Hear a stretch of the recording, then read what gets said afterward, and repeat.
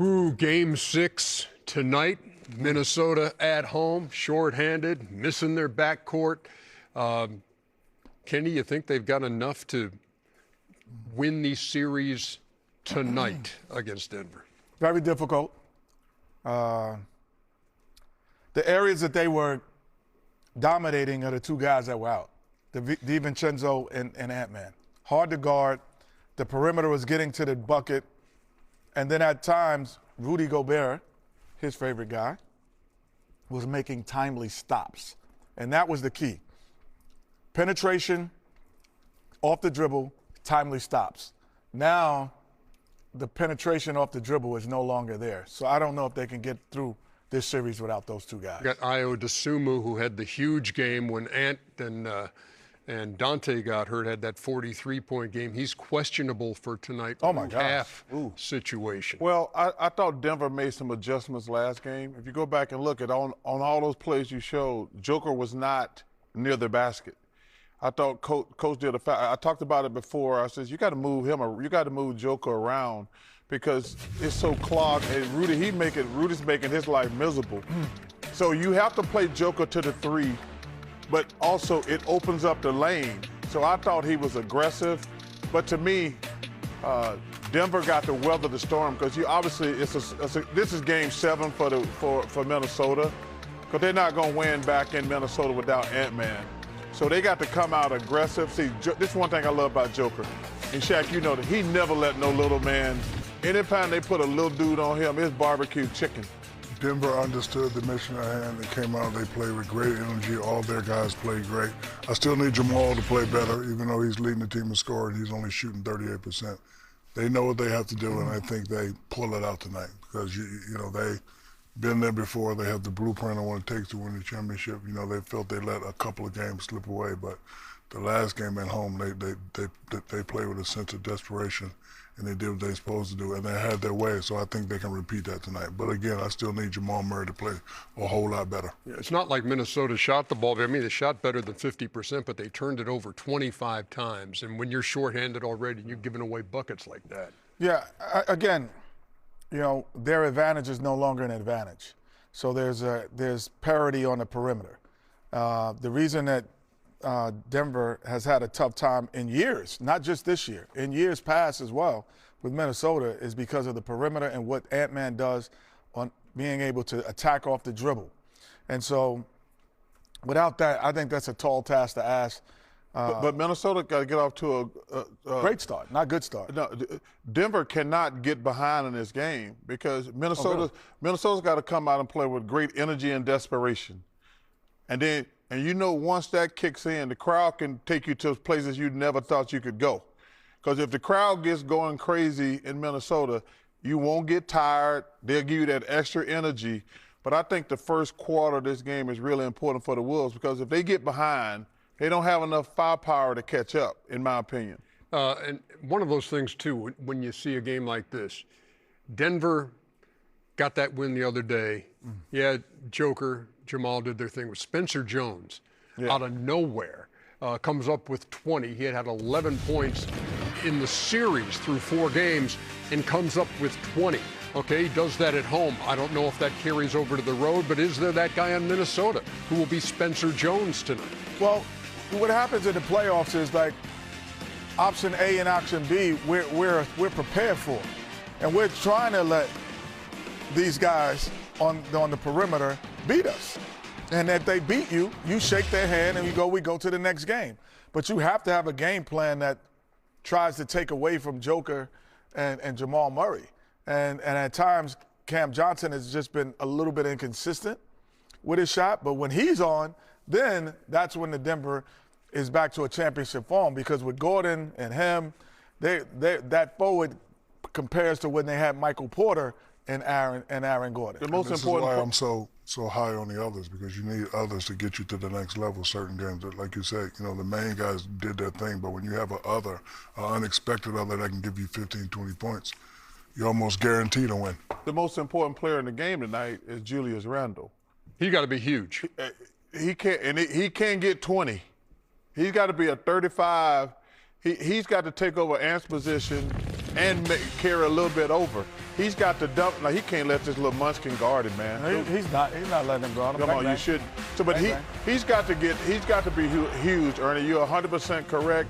And then Nas got to do his thing. Does he have it in him, though? McDaniels has to stay out of foul trouble. Yes.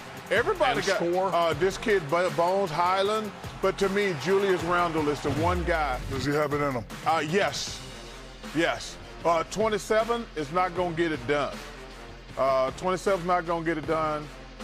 He picked it up and won and was fantastic in Game 4 when that man got hurt. But he's got to be the star tonight, plain and simple. By the way, Joker's 100th career playoff game. He already has numbers that nobody else has ever put up through 100 games. 2,500 points, 1,000 rebounds, 500 assists. This is game number 100 tonight. He hopes it's not the last of this season. And let me tell you something. If they don't play well, this will be the end of the season for number 100. Yeah. Because they're going to have to win this game. Because Minnesota, that crowd going to try to will them through. Because Minnesota knows this is their Game 7. Yeah. This is their Game 7. They're going to come out house on fire. I'm really looking forward to watching that first quarter. We're going to see if Jamal Murray can be a little more efficient. He has 130 points in the series, but he's taken 121 shots. Ooh. We will see later tonight here on ESPN. That'll be a doozy at Target Center in Minneapolis. When we come back, can Joel Embiid and the Sixers sport with the first thing you need to know on our starting five. At 7 Eastern, ESPN, the Knicks will try to close out the Hawks on the road, try to make the East semis for the 4th straight year, their longest streak since they went 9 straight times from 1992 to 2000.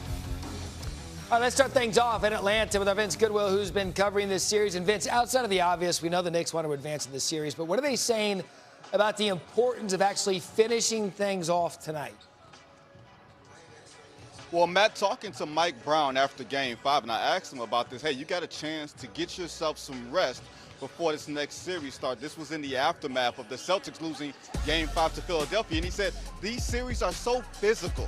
You have to get as much rest as you can. Remember, Josh Hart, questionable tonight with a lower back contusion that he suffered in the first half of Game 5. The Knicks have had a history, though, at least in this series, of shutting down Atlanta from the three-point line, 24% in Game 4, 31% in Game 5, and that has led to the blowout victory. So it looks like the Knicks at least have found a formula that will enable them to advance on to the next series. If that is happening, Game 1 against Boston could be Saturday afternoon at 1 p.m. Oh, looking way ahead. But first, Mike Brown looking to become the first Knicks coach to win a playoff series in his first season since Jeff Van Gundy. That was all the way back in the 90s. Vince, good stuff. Thank you. The Knicks, they're 11-4 in the best-of-7 series when they lead 3-2.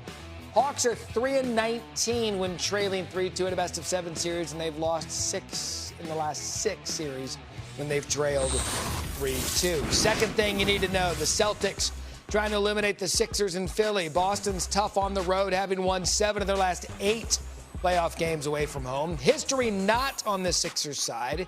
They're 0-18 in playoff series after trailing 3-1. That's the worst mark in league history. As we bring in our senior NBA writer, Tim Bontemps. You've been covering this series, and Tim, we just mentioned it. This is a Boston team that thrives playing on the road. What else are you watching for in tonight's matchup? Well, Matt, we're going to be watching the shot making on both sides, and I would say specifically for the Philadelphia 76ers. We talk a lot about Boston's three-point shooting and the variance they have and how well they perform when they hit shots on the perimeter. But in this series, the games have been dictated by how the Sixers have played on offense. In the 3 games, they have shot the ball well.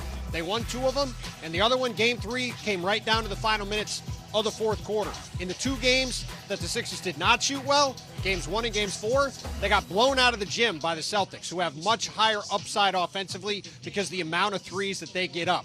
So to me, the key thing to watch in this game tonight is if Philly can get off to a hot start, which they did not do here in Philadelphia in Game 4, and if they can make enough shots to hang around till the end to try to have Tyrese Maxey and Joel Embiid send this series back to Boston for a Game 7 on Saturday afternoon. Yeah, and by the way, you have to go all the way back to 1979 for the last time Philly forced a Game 7 down 3-1. That is Tim Bontemps with the latest from his game. And back to planning viewing for your night. Number 3 on the starting 5. The Nuggets try to stay alive in another Game 6 in Minneapolis, 9:30 Eastern, ESPN. Denver's been horrible on the road in this series, 0-2, averaging 22 fewer points per game than at home. But the Wolves, we know they don't have their starting backcourt of Anthony Edwards and Dante DiVincenzo. We continue our roundtable of reporters in Minneapolis. Anthony Slater is there. And as the Wolves look to overcome these significant injuries, what is the team saying could be a difference maker tonight in Game 6? The home crowd, the lift that you just mentioned, how bad Denver's been in this building in this series. You go back to Game 4, DiVincenzo goes out 79 seconds in. Edwards goes out late in the first half. They're down at halftime, and they outscore the Nuggets 62-42 without either in the second half. And you could just feel the crowd lifting those, role players, rotation players to that win. And, you hear the Denver side saying, hey, we've been here before. You've heard Jokic say that, down 3-1. They've come down from 2 3-1 deficits in Jokic's career. But those were both in the Orlando bubble. That was 2020. That was in an empty Orlando arena. That was not in a frothing Minneapolis arena, which I expect tonight. And I think that will help most Jaden McDaniels. He's kind of become the loud villain in a lot of ways of this series on the Denver side. He was getting booed relentlessly the other night. And Mike Conley told him on the bench, the amount you're getting booed tonight, times that by 10. That's the love you're going to get in Minnesota in Game 6. He had a bad Game 5. They need him to respond in a friendly environment tonight. Yeah, you don't want this thing going back to Denver. These injuries were timed out perfect for